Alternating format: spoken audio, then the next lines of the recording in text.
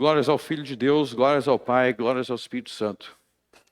Nós vamos agora ouvir as palavras de Jesus no Evangelho de Mateus. Nós vamos continuar nossa série de mensagens, Rei dos Reis, exposições do Evangelho de Mateus. Que o Espírito Santo nos guarde de pensar qualquer coisa contra as palavras de Jesus. Que o Espírito Santo me guarde de falar qualquer coisa fora da doutrina de Cristo. Vamos ouvir as palavras de Jesus. Nós temos pregado em cima do sermão profético. Esse é o 9º sermão em cima do sermão profético. E nós vamos ler hoje e pregar em cima do versos 15 a 28. Palavras do Senhor Jesus. Quando, pois, virdes que a abominação da desolação de que falou o profeta Daniel está no lugar santo, quem lê, entenda. Então os que estiverem na Judéia fujam para os montes, e quem estiver sobre o telhado não desça a tirar alguma coisa da sua casa. E quem estiver no campo não volte atrás a buscar as suas vestes. Mas ai das grávidas e das que amamentarem naqueles dias, e orai para que a vossa fuga não aconteça no inverno nem no sábado. Mas haverá então grande aflição, como nunca houve desde o princípio do mundo até agora, nem tampouco há de haver. E se aqueles dias não fossem abreviados, nenhuma carne se salvaria, mas por causa dos escolhidos serão abreviados aqueles dias. Então, se alguém vos disser, eis que o Cristo está aqui, ou ali, não lhes dei crédito, porque surgirão falsos cristos e falsos profetas, e farão tão grandes sinais e prodígios que, se possível for, enganariam até os escolhidos. Eis que eu vos tenho predito. Portanto, se vos disserem, eis que ele está no deserto, não saiais, eis que está no interior da casa, não acrediteis. Porque assim como o relâmpago sai do oriente e se mostra até o ocidente, assim também será a vinda do Filho do Homem.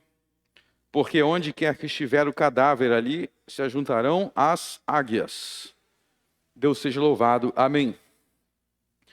Então, meus irmãos, nós temos visto ao longo desses 9 domingos, nós temos estudado o sermão profético de Jesus, que foi o último sermão pregado por ele no Evangelho de Mateus. E nós aprendemos que neste sermão o Senhor Jesus ele estava respondendo a 2 dúvidas que os 12 apóstolos tinham. Os 12 apóstolos, eles queriam saber sobre quando seria a destruição do templo. Quando Jerusalém seria destruído, e eles queriam saber quando seria o fim do mundo. Na cabeça dos apóstolos, as 2 coisas eram a mesma. Eles pensavam que se o templo fosse ser destruído, o mundo ia acabar. Tamanha as falsas doutrinas que eles receberam dos fariseus. Porém, nós que vivemos 2000 anos depois, já é evidente que isso não é verdade, porque o templo já está destruído há quase 2000 anos. Quando a minha filha for uma adulta, vai haver a comemoração dos 2000 anos da destruição do templo. Minha filha já vai ser adulta, vai estar viva e adulta. Que vai ser em 2070. Vai fazer 2000 anos da destruição do templo, em 2070.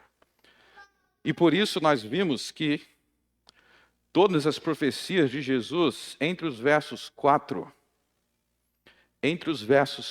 e 34, se cumpriram naquela mesma geração.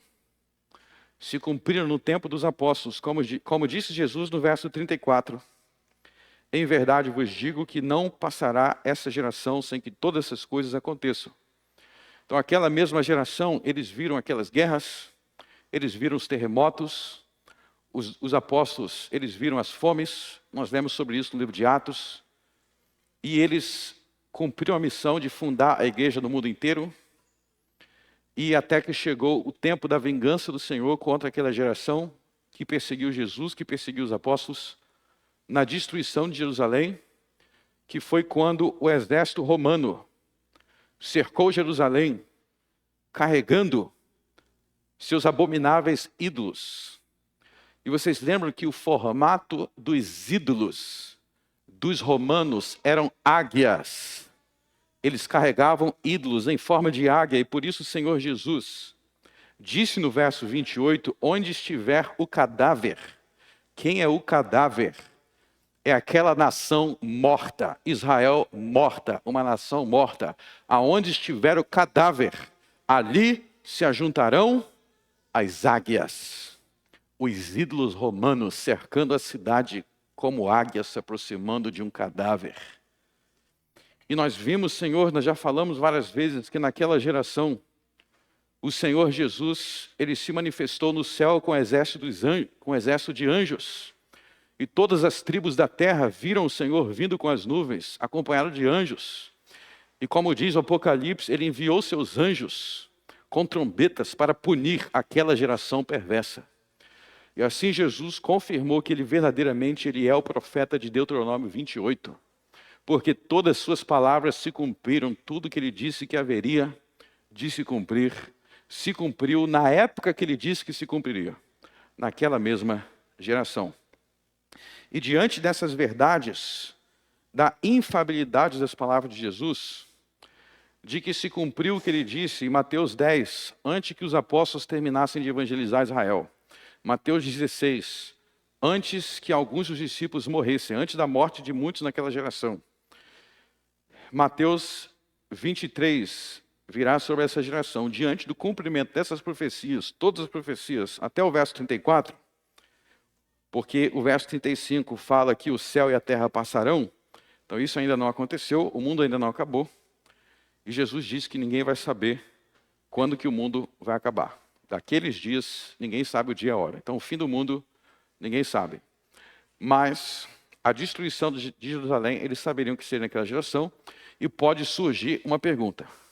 Se todas essas coisas se cumpriram na geração dos apóstolos, antes da morte de todos os apóstolos, se todas essas coisas se cumpriram enquanto havia apóstolos vivos, qual é a utilidade dessa profecia para mim? Qual é a finalidade dessa profecia para mim? Tem gente que pensa, então isso aqui é um sermão inútil para mim, porque já que tudo isso se cumpriu, então para que serve esse sermão? Porque tem gente que acha que esse sermão aqui serve para o seguinte, vou dizer o errado, depois eu vou dizer o certo. Tem gente que acha que esse sermão serve para o seguinte, você liga a televisão, aí você vê lá que está tendo alguma guerra, você fala, está aí o sinal da vinda de Jesus. Você sai na rua, você descobre que tem pandemia, sinal da vinda de Jesus. Alguém faz alguma besteira em algum lugar, fala alguma besteira, é sinal da vinda de Jesus. Tem gente que acha que a utilidade desse sermão é você ficar repetindo por 2000 anos que é o sinal da vinda de Jesus. Está próximo, esse próximo nunca acontece, passa 20, 30, 40 anos, esse próximo não vem, mas você tem que ficar repetindo. Está próximo, está próximo, está próximo, está próximo, está próximo. Né? Quem aí não me deixa mentir, aqueles que foram talvez criados, dependendo da igreja que você foi criado, né? Você vai lembrar aí de quando você tinha 4, 3, 2, 5 anos de idade, que você ouvia que a vinda de Jesus está próxima, hoje você está até com cabelo branco, e esse próximo não aconteceu. Então, a utilidade desse sermão não é esse, isso não tem nada a ver com esse sermão. Não tem nada a ver. Por quê? Porque Jesus diz a partir do verso 35 que a vinda dele no fim do mundo, não vai ser precedido de sinal nenhum. Não existe nenhum sinal dizendo que a vinda dele no fim do mundo está próximo. Não tem absolutamente nenhum. Guerra não é sinal da vinda de Jesus? Não. Fome? Não. Paz? Não. O que é sinal da vinda de Jesus no fim do mundo? Não existe sinal nenhum. Ele virá no dia e a hora que ninguém sabe. Então, qual é a utilidade dos primeiros 34 versos do sermão que falam das coisas daquela geração? Qual a utilidade de algo que já aconteceu para mim? Esse é o assunto do nosso sermão hoje, que se chama eleição, oração e providência. Então, eu fiz uma pergunta que eu vou responder ao longo do sermão. Qual é a utilidade de profecias de Jesus que eu estou dizendo que já se cumpriu? Então, esse sermão tem alguma utilidade para mim? E a resposta que eu vou mostrar hoje é que esse sermão tem muitas utilidades para você até hoje. E uma das mais importantes é se ensinar a orar. Uma das principais funções do sermão profético é te ensinar a orar. E nós vamos explorar isso hoje. Vamos abrir em 1 Coríntios 10, que Paulo vai responder a pergunta que eu fiz. Se algo já aconteceu no passado, qual é a utilidade desse texto bíblico para mim? Paulo vai te responder em 1 Coríntios 10. 1 Coríntios 10.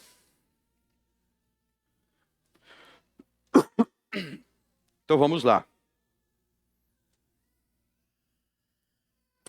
1 Coríntios 10, verso 13, de 1 a 13. Ora, irmãos, não quero que ignoreis que nossos pais estiveram todos debaixo da nuvem, e todos passaram pelo mar, e todos foram batizados em Moisés na nuvem e no mar. E todos comeram de uma mesma comida espiritual. Então, para aí. Então, como Paulo diz aí, não quero que ignoreis. Ou seja, não se esqueça, lembrem-se de nossos pais, nossos antepassados, pais aí antepassados, que eles passaram pela nuvem e pelo mar. Eles passaram pela nuvem e pelo mar. Eles foram batizados em Moisés. Que história é essa aí que Paulo está lembrando? Paulo está lembrando da história do Êxodo. Êxodo, capítulo 1, em diante lá você vai ler essa história que Paulo está contando aí. Tudo que Paulo conta aqui, nesses versos que eu acabei de ler, é a história de Moisés e do povo de Israel no Êxodo. Então foram batizados no mar, está se referindo quando eles passaram pelo mar, foi aberto o mar vermelho. Verso 3. E todos comeram de uma mesma comida espiritual. Que comida espiritual é essa? Se você ler Êxodo, caía maná do céu. Deus alimentava o povo fazendo cair maná do céu.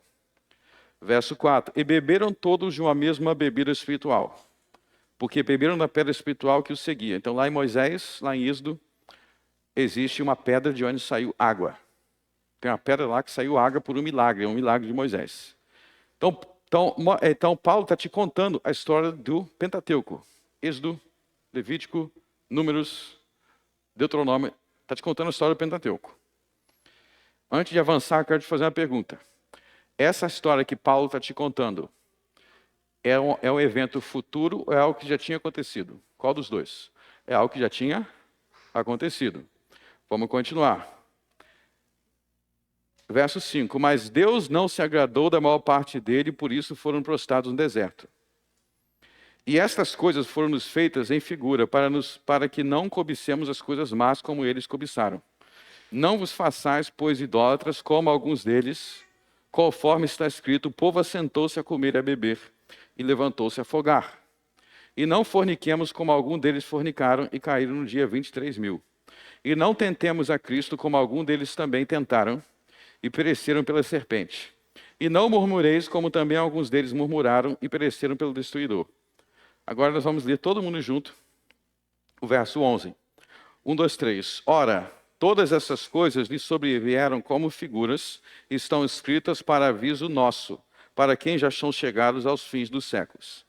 Então perceberam que Paulo diz que ele estava vivendo no fim dos séculos? Nós que chegamos no fim dos séculos. Então Paulo não está dizendo que o fim dos séculos é 2.000 anos depois, ele está dizendo que o fim dos séculos é o tempo dele, porque ele viveu no último período antes da destruição de Jerusalém. O fim aí é o fim de Israel. Mas o que eu quero chamar a atenção é que no verso 11, Paulo explica para que essas histórias foram escritas. Perceberam aí? Todas essas estão escritas para aviso nosso. Então, as histórias do Êxodo são coisas que aconteceram no passado. Mas o fato de ter acontecido no passado não quer dizer que é inútil para você, porque aquelas histórias te ensinam o quê? Te ensinam o quê? Verso 6. A não cobiçar as coisas más como eles cobiçaram. Verso 7. É quando o povo fez o bezerro de ouro. Então, o verso 7 está dizendo que a história de Êxodo 32 te ensina a não fazer, não quebrar o segundo mandamento. Verso 8, a não fornicar. Então, vocês estão vendo que a história de Moisés, que aconteceu no passado, te ensina a não quebrar nem o primeiro, nem o segundo, nem o sétimo mandamento. E muitas outras coisas. Porque quando Arão quebrou o segundo mandamento, ele foi julgado. Então você tem que ler a história de Arão sendo exortado por Deus e criando um mau exemplo depois que os filhos dele morreram pelo mau exemplo que o pai deixou, legado ruim de corromper o culto a Deus. Você tem que ler essas histórias e pensar assim, pensamento errado. Não, estou lendo aqui sobre Arão, então isso aqui é Arão, isso não tem nada a ver comigo. Não, só vai pensar, se Deus puniu Arão, castigou Arão, tem gente que acha que Arão não foi em nenhum sentido castigado. Isso é mentira. Arão só não foi morto. Mas ele teve consequências. Ele teve consequências. Inclusive, os 2 filhos dele seguiram o mau exemplo dele e morreram por seguir o mau exemplo do pai de corromper, achar que pode fazer o que quiser na adoração a Deus. Mau exemplo de Arão que os filhos seguiram. Você vai ler aquilo ali, você vai pensar, opa, eu não quero deixar mau exemplo para os meus filhos e eu não vou fazer crucifixo e imagem de Jesus, porque Arão sofreu as consequências por isso. Então, Arão fez uma imagem de Cristo e foi castigado por isso. Ué, pastor, Cristo? Imagem de Cristo? Você não acabou de ler no verso 9 que o Senhor de Moisés era Cristo? Está aí no verso 9. Não tentemos a Cristo. Tudo que eles faziam contra o Senhor, eles estavam fazendo contra Cristo, porque Cristo é o Deus do Velho Testamento. Quem é o Deus de Abraão e Isaque? Jesus Cristo. Por isso que Jesus falou lá em João 5, ele falou para o povo, ó, vocês vão ser condenados por Moisés, porque Moisés escreveu sobre mim e vocês não estão acreditando em mim, porque Jesus é o Deus de Moisés, antes de fazer homem. Eles tentaram a Cristo. Então, vocês estão vendo que Paulo está explicando aqui que as histórias passadas servem para nos ensinar quando a gente enfrenta situações diferentes. Então, se você disser que o cumprimento passado de Mateus 24 significa que aquele texto não tem serventia para você, então pega o resto da Bíblia e joga no lixo. Então todo o Velho Testamento não tem serventia para você. Então os 4 evangelhos não têm serventia para você, porque você vai dizer, não, Jesus foi crucificado no passado, Isaías 53 é uma profecia sobre Jesus no passado, então não tem serventia para mim. Esse pensamento não faz sentido. Somente futurista pensaria em um pensamento estranho assim.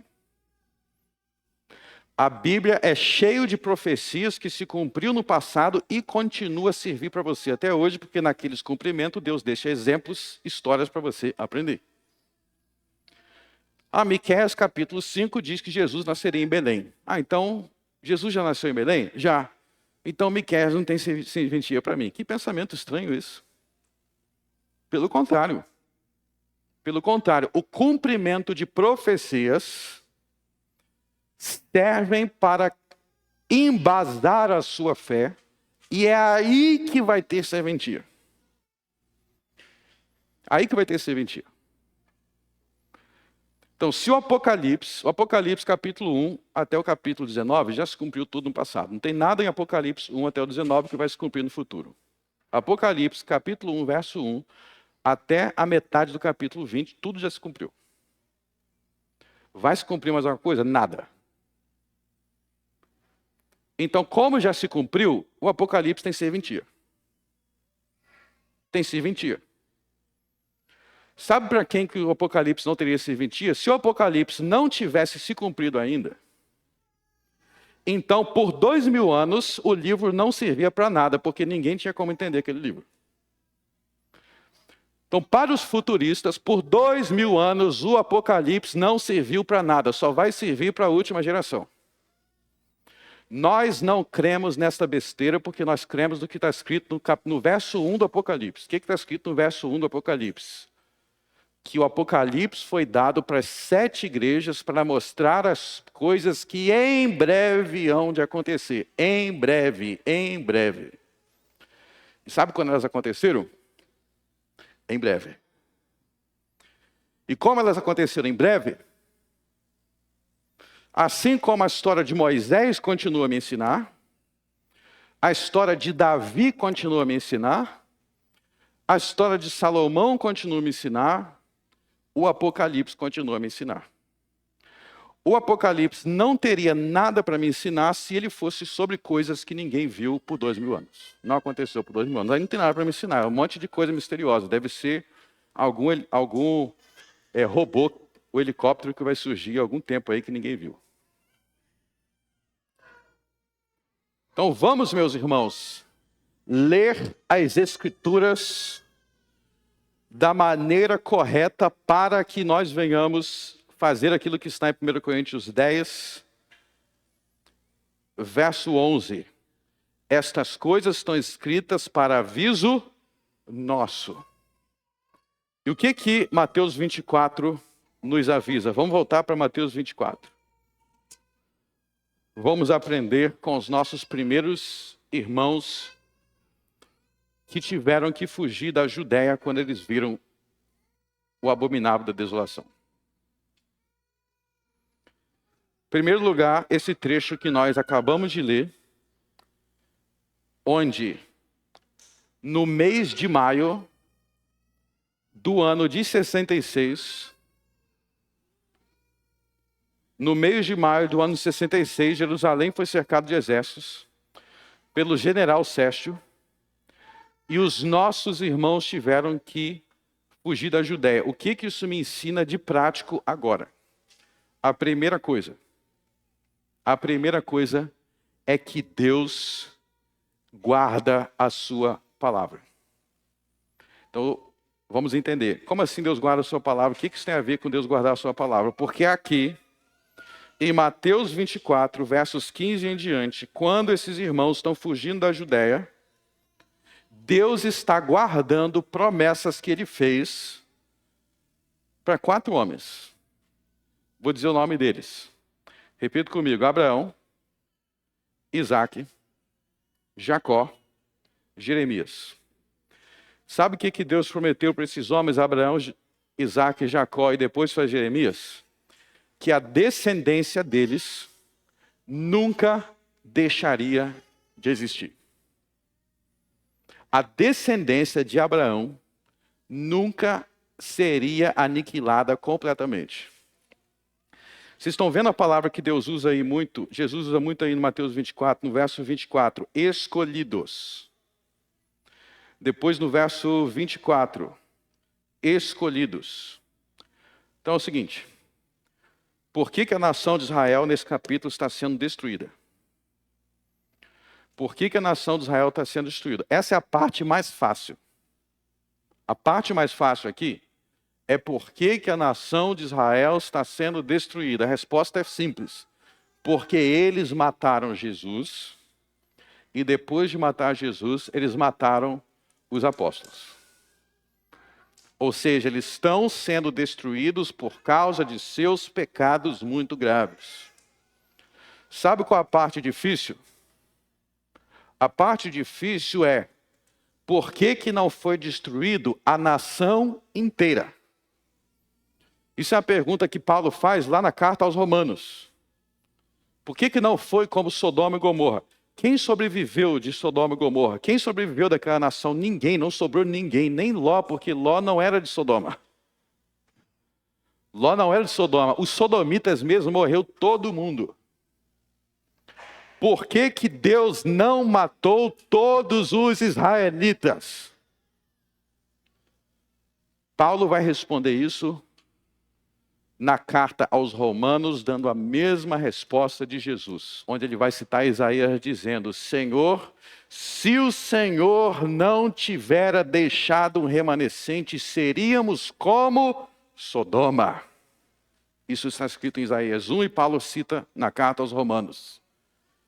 E a resposta é o seguinte: porque Deus jurou para Abraão, para Isaac e para Jacó que a descendência deles permaneceria para sempre.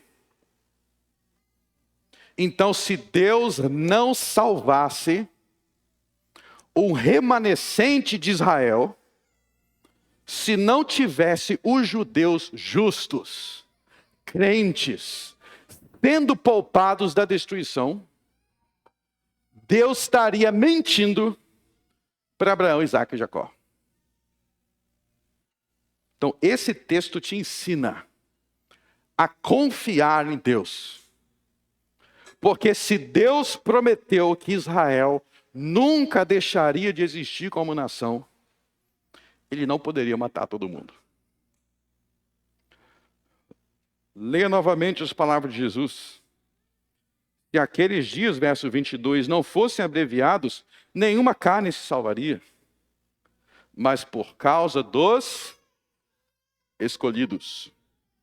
Deus tinha escolhidos em Israel, e por meio desses escolhidos ele cumpre o juramento que ele fez aos pais.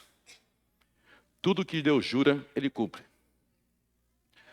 Como é que eu sei que daqui a 1 bilhão de anos eu vou estar na minha mansão na nova terra?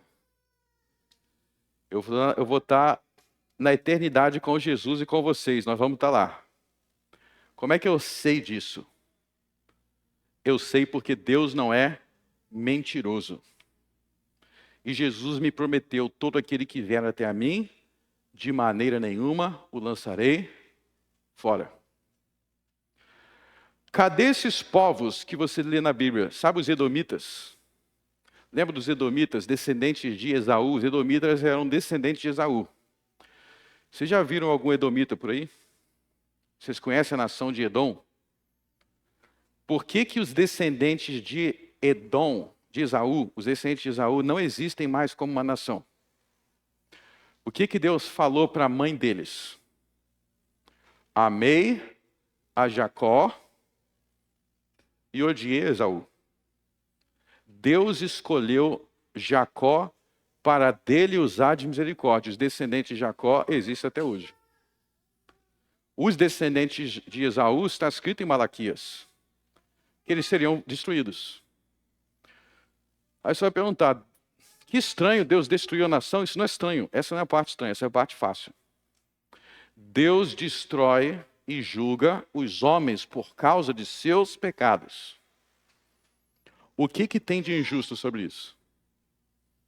O que que tem de estranho de uma nação, um povo que perseguiu os 12 apóstolos, ou seja, os amigos de Jesus, que perseguiu Maria, a mãe do Senhor,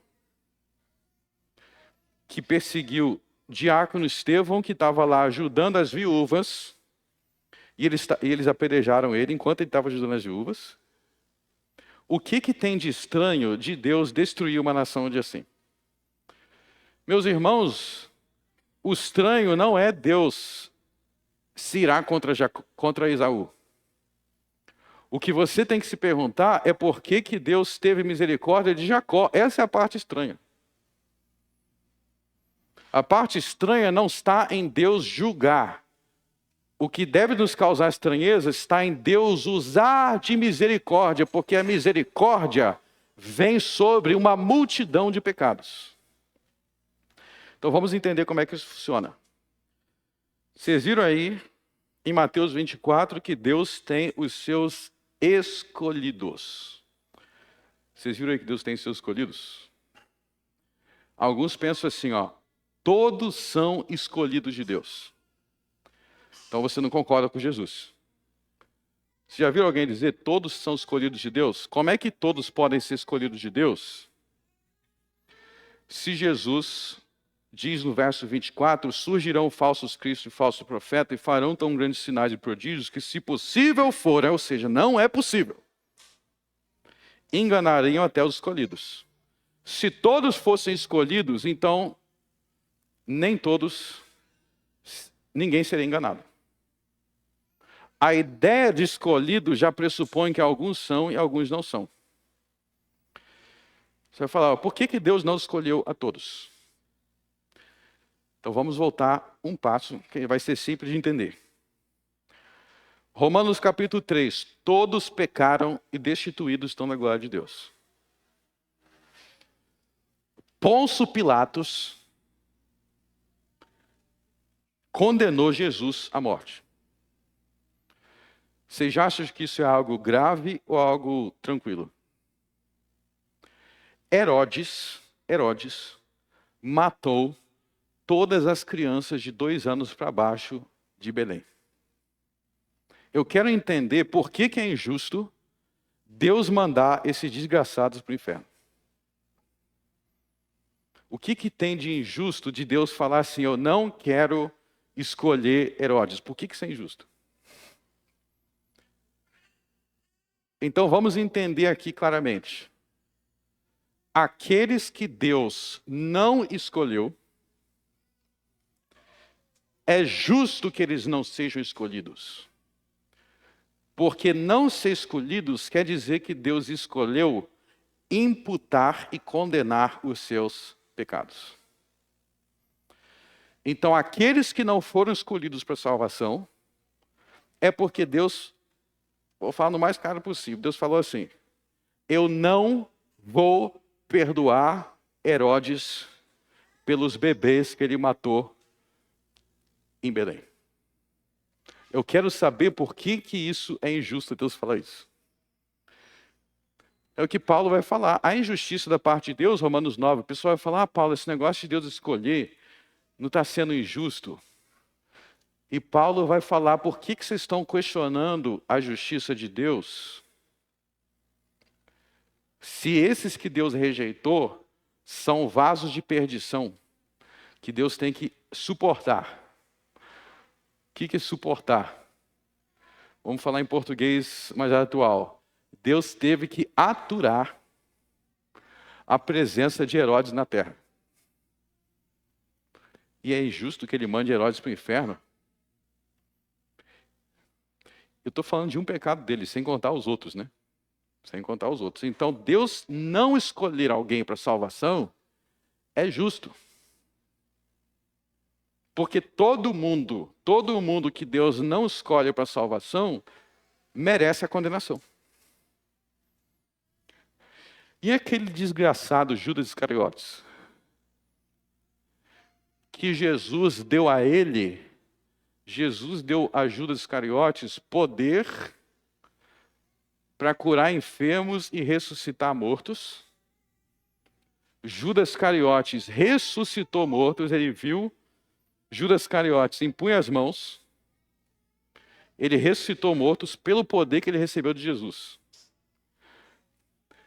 E depois esse cara vende Jesus por 30 moedas de prata. Aí vocês vão me dizer que é injusto ele ir para o inferno. Então é isso que Paulo está questionando lá em Romanos 9. Todos os homens pecadores merecem a condenação. Então quem são os escolhidos? Hoje eu te falei que os que não são escolhidos, os que foram pré-ordenados para a perdição, merecem. Os escolhidos, que também são pecadores, são os que Deus perdoa. São os que Deus decidiu perdoar. Então, qual dos dois foi incrédulo? Qual dos dois pecou contra Jesus no dia em que Jesus foi preso? E que ele foi capturado pelos soldados. Pedro ou Judas Iscariotes? Os dois. Ah, mas eu acho que o pecado de Pedro não foi tão grave assim. Não foi tão grave. Eu não sei de onde saiu essa ideia de que o pecado de Pedro não foi tão grave. Pedro foi um grande covarde. Eu repito, Pedro tinha visto Jesus ressuscitar Lázaro. O próprio Pedro realizou milagre. Que conversinha é essa? Eu não conheço, eu juro que eu nunca vi. No momento que Jesus mais precisou, Jesus pediu Pedro para Pedro orar. Pedro foi dormir. E depois não aguentou a pressão, negou Jesus, disse que não conhecia. Desgraçado. Você fala, você não está pegando pesado com Pedro? Se eu não pegar pesado com Pedro, você não vai entender a eleição. A eleição quer dizer que, apesar da gravidade do que Pedro fez, Jesus disse para Pedro: eu vou orar por ti. Ele disse isso na ceia do Senhor: eu vou orar por ti, para você não se perder. Por que Pedro não se perdeu? Por que Pedro não saiu dali, enrolou uma corda do pescoço e se matou igual Judas? Porque Jesus disse, eu vou orar por você, Lucas 22, vou orar para você não se perder.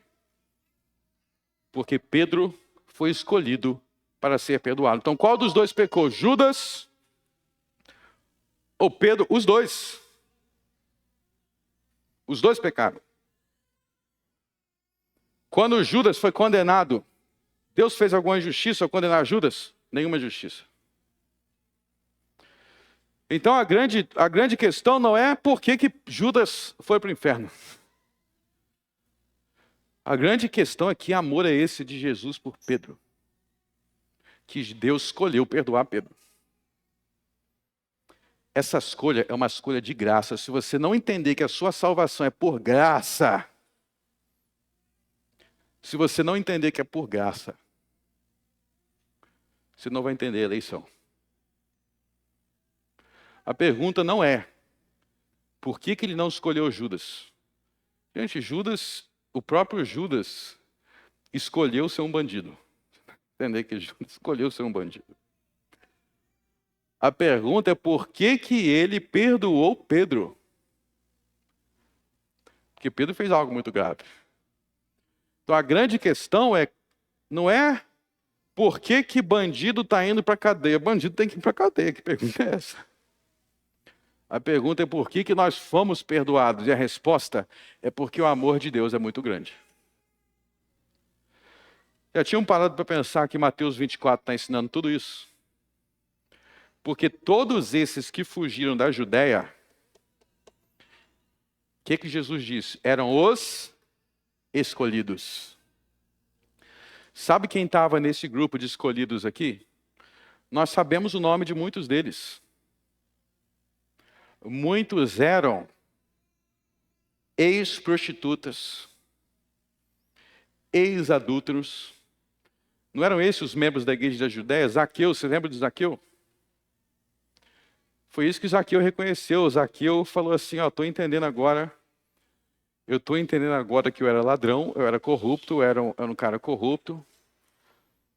Esse cara merecia ser perdoado? Mas ele falou, Jesus, eu me arrependo dos meus pecados, eu vou devolver a grana que eu extorqui, eu vou devolver. E ele fazia parte do grupo dos escolhidos. Os pecados dele foram perdoados. Zaqueu se tornou um homem justo. Mas ele tinha pecado.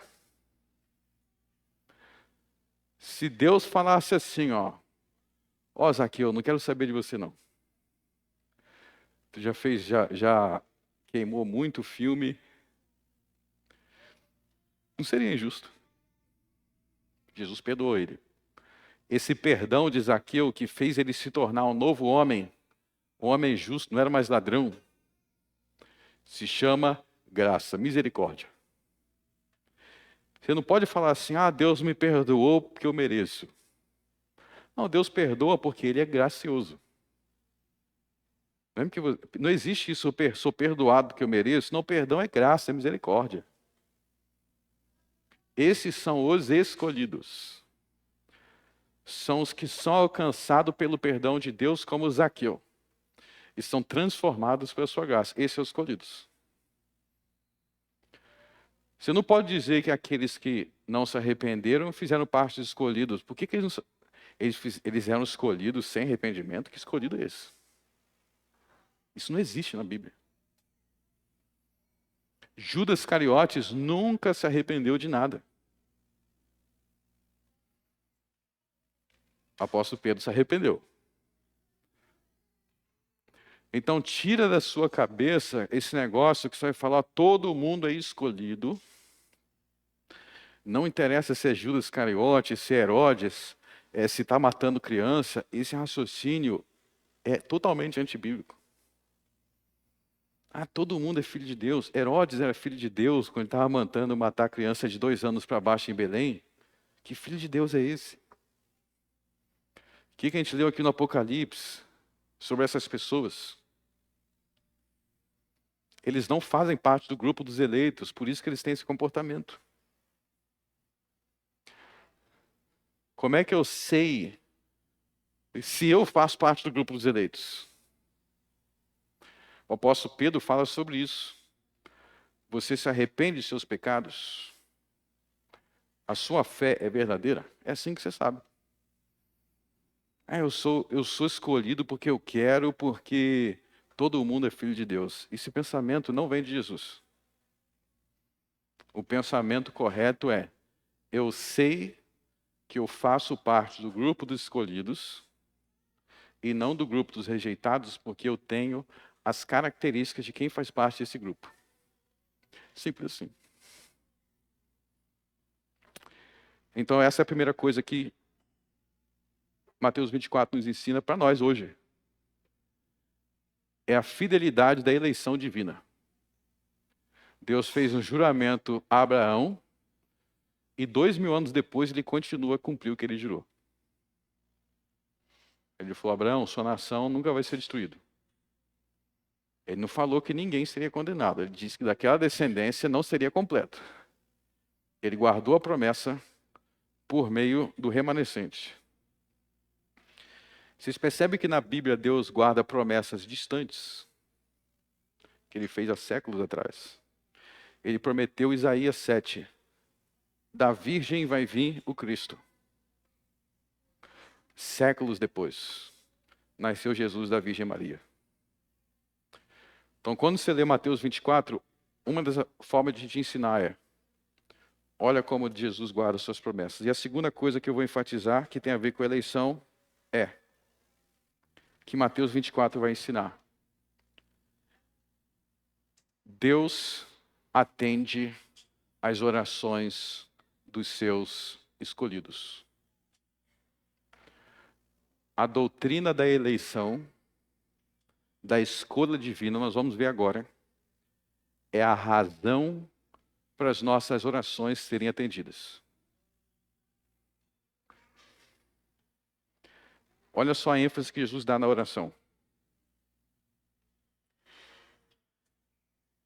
Verso 20: e orai para que a vossa fuga não aconteça no inverno nem no sábado.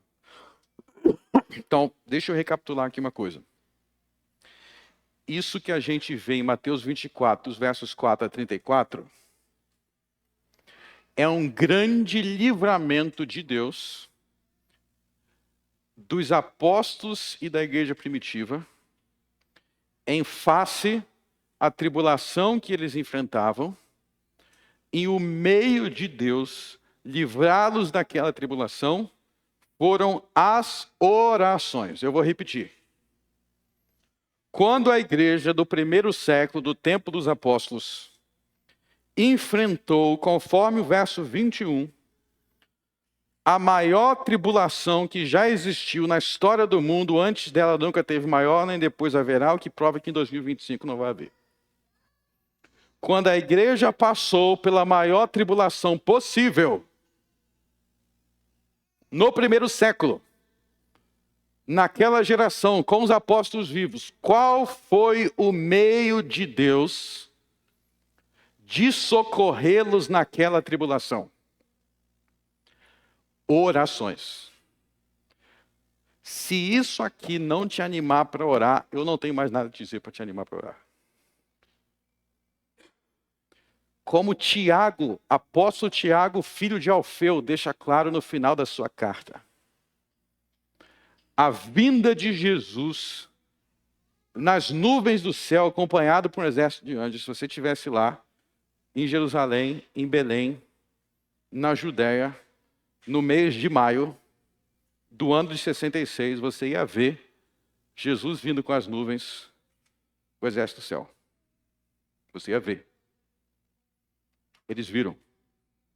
Tiago capítulo 5 diz que essa vinda de Jesus que aconteceu em maio de 66 com as nuvens, que o Salmo diz que é parecido com a vinda de Jesus lá no livro de Êxodo para julgar o Egito. Isso está escrito no livro do Salmo. Tiago capítulo 5 diz que isso seria uma resposta da oração dos santos em conformidade com o que Jesus ensinou no sermão profético. Abre lá em Tiago 5.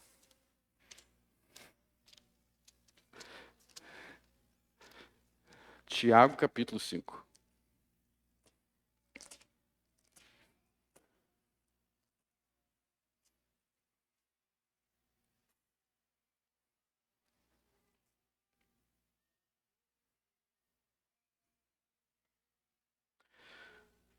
Antes, nós vamos ler Tiago, capítulo 1. Nós vamos ver a quem a carta de Tiago é dirigida. Vamos lá. Tiago, servo de Deus e do Senhor Jesus Cristo, as 12 tribos que andam dispersas à saúde. Então, Tiago está escrevendo para as 12 tribos de Israel. O povo de Israel. As 12 tribos é o povo de Israel. E aí dentro de Israel, tinha os ímpios, incrédulos, e tinha os eleitos. Ele vai falar com os dois nessa carta. Agora, olha só o que os justos em Israel estavam sofrendo, capítulo 2. Olha só o que estava acontecendo em Israel, Tiago, capítulo 2.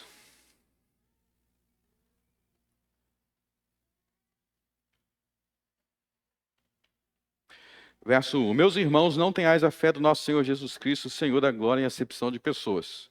Porque se no vosso ajuntamento entrar algum homem com anel de ouro no dedo, com trajes preciosos, entrar também algum pobre com sorte de traje, e atentardes para o que traz o traje precioso, lhe disserdes, assenta-te tu aqui no lugar de honra. Disseres ao pobre, tu fica aqui em pé, ou assentas-te debaixo do meu estrado. Porventura não fizeste distinção entre vós mesmos, e não vos fizeste juízo de maus pensamentos? Tiago está falando, se entrar, não pode ter o seguinte na igreja, entrou um rico aqui, milionário. A gente vai dar logo um abraço nele e fica aqui sentado ao meu lado, mais perto possível de mim. Aí entrou mais um pobrezinho, né, com a roupa assim meio...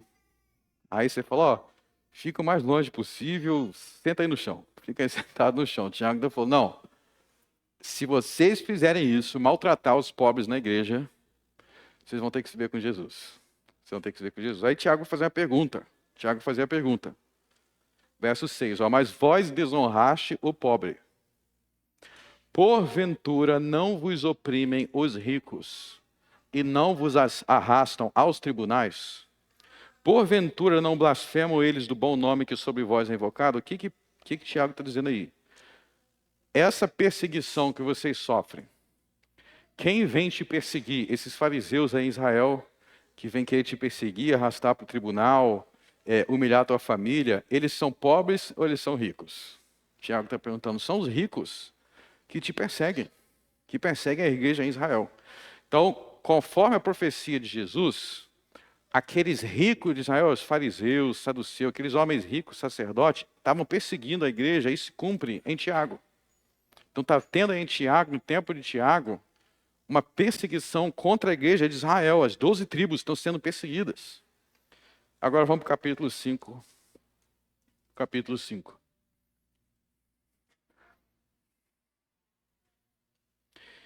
Eia, pois agora, vós ricos, chorai e pranteai. Para aí. Então, Tiago está se dirigindo aos ricos de Israel. Está falando assim, vocês ricos aí das 12 tribos de Israel, que estão perseguindo a igreja, vocês que estão perseguindo a igreja, pode começar a chorar. Já pode começar a chorar. Já chora aí, planteia, chora. Por que tem que começar a chorar? Por vossas misérias que sobre vós hão de vir. Então o Tiago está falando, vocês estão perto de ser julgados, ricos de Israel. As vossas riquezas estão apodrecidas. As vossas vestes estão comidas de traça. O vosso ouro e a vossa prata se enferrujaram, e a sua ferrugem dará testemunho contra vós. E comerá com fogo a vossa carne. Entesourastes para os últimos dias. Ele está dizendo que os últimos dias vai ser 2000 anos depois, ou ele está dizendo que eles, ricos de Israel, estavam nos últimos dias deles? Continue. Verso 6. Condenaste e mataste o justo. O que eles estavam fazendo contra os cristãos, contra os justos em Israel? Matando. Não foi isso que Jesus profetizou? Agora o que vai acontecer? Verso 7. Não, desculpe, verso 4. Tem a parte do verso 4 que eu quero ler aí. Eis que o salário dos trabalhadores que ceifaram a vossa terra e que por vós foi diminuído clama. E os clamores dos que ceifaram entraram no ouvido do Senhor dos Exércitos. Então, os clamores aí são as orações. Ou seja, os justos que estão sendo perseguidos, que eles estão fazendo? Eles estão orando, eles estão clamando. Então, isso aconteceu no tempo do apóstolo Tiago. Ele está dizendo, isso é algo que está acontecendo agora, conforme a profecia de Jesus. Mas eu te pergunto, isso não te ensina nada? O que você está aprendendo aqui? Que quando você é tribulado, quando você está numa tribulação, o que você tem que fazer? Você tem que orar. Você tem que clamar. Porque quando eles clamaram, o que aconteceu? Vamos ver o que aconteceu quando eles clamaram? Sede, pois, irmãos, pacientes, até a vinda do Senhor. Eis que o lavrador espera o precioso fruto da terra, aguardando com paciência até receber a chuva temporã e serôdia. Sede vós também pacientes e fortaleceis vossos corações, todo mundo junto, porque já a vinda do Senhor está próxima. E depois ele vai dizer no final do verso 9, eis que o juiz está à porta. Ou seja, vocês estão orando. Aqui ele não está falando do fim do mundo. Porque se fosse o fim do mundo, aí essa passagem estaria te ensinando que Jesus não atende oração. Porque esse povo morreu e não atendeu nada. Isso aqui não é o fim do mundo. Isso é a mesma vinda para julgar Israel que Jesus mencionou em Mateus 24. Jesus disse que aconteceria naquela geração. Eles oraram e Jesus julgou os ricos de Israel naquela geração. Se você sabe que eles foram atendidos tão rápido assim, o que deve te incentivar a fazer nas suas tribulações? Eu vou então orar mais. Eu preciso orar mais, porque aqui eu estou aprendendo que quem clama, quem persevera em oração com fé, é atendido. Pulem para o verso 17. Não, verso 16, vamos ler só a última frase do verso 16. Diz assim: a oração do justo pode muito em seus efeitos. Vamos ler essa frase todo mundo junto? A oração do justo pode muito em seus efeitos. Olha só que promessa maravilhosa de Deus. No mesmo contexto que Tiago está ensinando sobre Mateus 24. Vocês perceberam que Tiago está ensinando sobre Mateus 24. A vinda do Senhor para julgar as 12 tribos de Israel que estava próxima. E o que Tiago faz com Mateus 24? Ele usa como lição de oração. Por que o justo tem que orar? Porque a oração do justo pode muito em seus efeitos. Então existem coisas que não são realidade em nossas vidas, tem coisas que você quer, tem coisas que você precisa, que não são realidades porque você não está orando, porque a oração do justo pode muito em seus efeitos.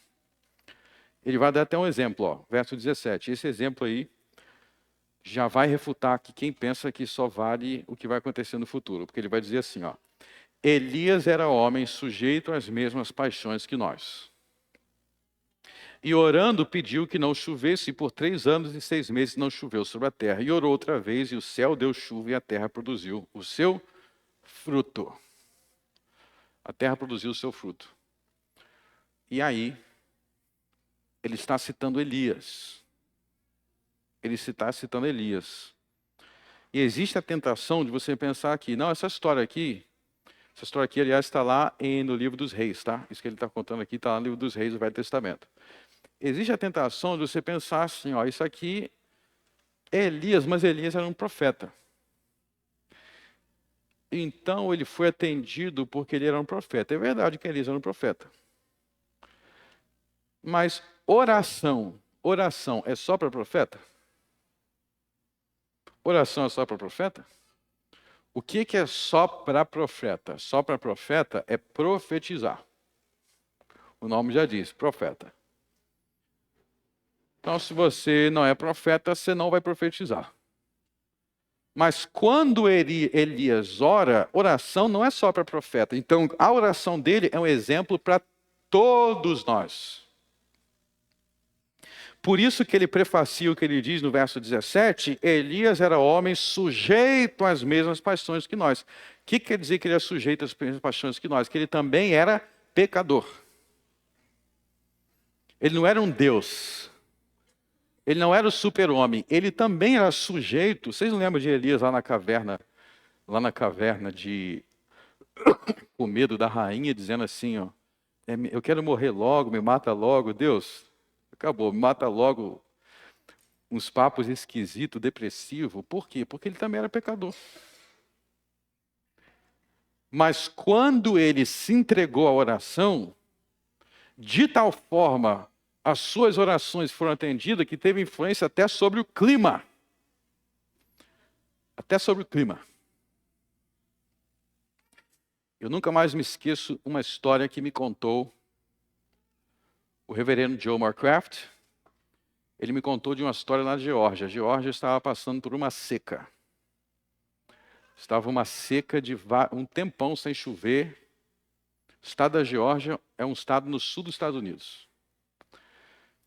E aí o Joe me contou que o governador da Geórgia, e ele era um cristão, e um cristão de verdade.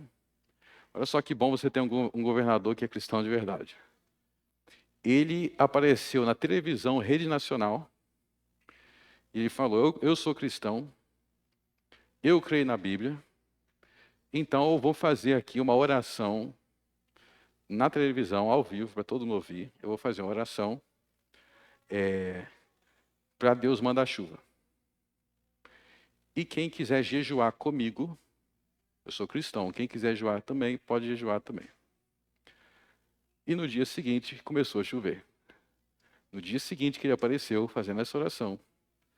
Não foi oração em nome de vários deuses não, tá? Que no Brasil tem uns políticos ímpios que eles querem reunir para orar até Exu. Ele orou a Jesus. E no dia seguinte começou a chover. Está aí. A oração do justo. Você percebeu que ele não diz a oração de qualquer um? A oração do justo. Pode muito, guarda essa palavra, muito em seus efeitos. Então, por que a fuga dos cristãos do primeiro século da Judéia não aconteceu nem no inverno e nem no sábado? Por que aconteceu na época do ano que a temperatura é a melhor de Israel? Isso é história, tá? Estou falando, é um fato histórico. Se você for para as datas, a fuga dos cristãos do exército de Séstio aconteceu quando era a melhor época do ano. Se vocês viajarem para o hemisfério norte, os meses mais tranquilos são setembro para outubro, que é quando eles fugiram. Por que era a época do ano mais tranquilo? Volte para Mateus 24.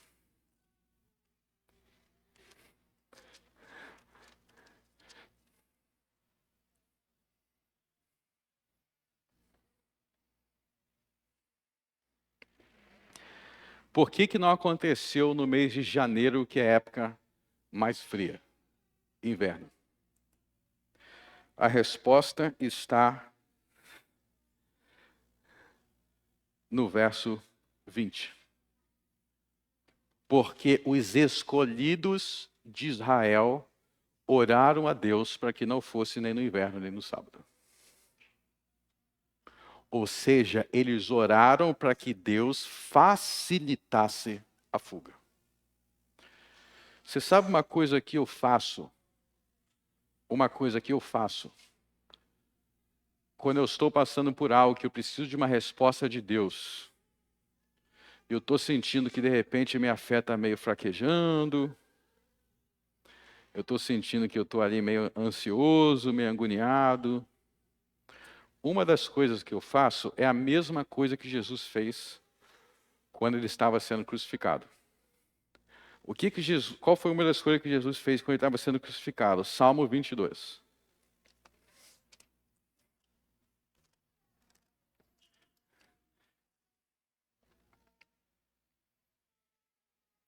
Salmo 22, palavra de Jesus pregado na cruz. Eu queria saber o que Jesus orou ao Pai enquanto ele estava pregado na cruz com o sangue escorrendo. Não precisa imaginar porque está no Salmo 22. Uma das coisas que ele falou para o Pai foi o seguinte: em ti confiaram nossos pais, confiaram e tu o livraste. A ti clamaram e escaparam, em ti confiaram e não foram confundidos. O que Jesus está falando aí? Jesus está lembrando, os pais aí são os antepassados. Jesus está lembrando de histórias bíblicas do passado em que Deus deu livramento, em que os antepassados oraram e foram livrados. Jesus está lembrando dessas histórias, dessas orações, para fortalecer em meio à angústia da cruz. Então, no sofrimento da cruz, Jesus se fortaleceu enquanto homem, lembrando de histórias bíblicas do passado em que Deus atendeu às orações dos eleitos do Velho Testamento. Então Jesus estava lá pregado. Jesus sofreu de verdade, Jesus era homem de verdade, meus irmãos. Fraco na cruz, Jesus lembrava. Davi orou e foi atendido. E ele lembrava das histórias de Davi orando, sendo atendido. Ele lembrava das histórias de Abraão orando, sendo atendido. Ele lembrava das histórias de Moisés orando, sendo atendido. E assim Cristo, em sua humanidade, se fortalecia na cruz para suportar aquela dor. Então, o que Jesus ensina no Salmo 22, versos 4 e 5? No meio da tribulação, igual na tribulação de Cristo na cruz, lembre-se das histórias bíblicas de orações atendidas. Isso é um meio para fortalecer a sua fé. Então, quando eu estou sentindo que eu estou meio fraco, sabe o que eu faço? Eu sento no meu sofá de oração e eu começo a lembrar, uma das histórias que eu lembro, Mateus 24. Eu sento e eu penso assim, ó. Sérgio, o general romano, não invadiu Jerusalém no sábado. Ele não invadiu no inverno. Por quê? Porque Jesus ouviu as orações e deu livramento. Quando você volta seus pensamentos para as histórias bíblicas de livramento, sua fé vai se fortalecer.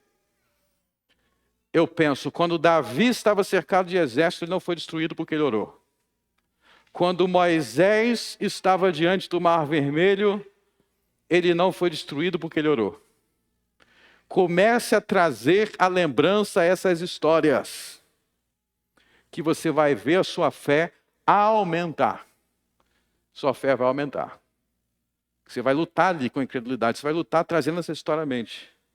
Você vai falar sobre elas com Deus. Deus, igual o Senhor livrou a igreja da Judéia, quando eles estavam cercados de exércitos com abominável da desolação.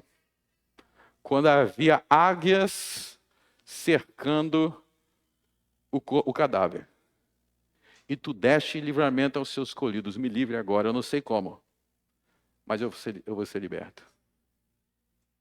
Como tu deste livramento para Moisés, diante do Mar Vermelho. Conte essas histórias para Deus.